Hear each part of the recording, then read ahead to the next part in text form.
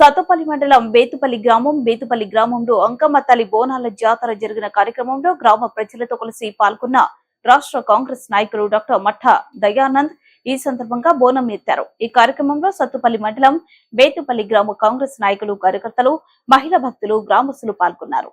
ఈ సందర్భంగా గ్రామంలో పండుగ వాతావరణంలో గ్రామస్తులు అంతా కలిసి సంబరాలు జరుపుకున్నారు.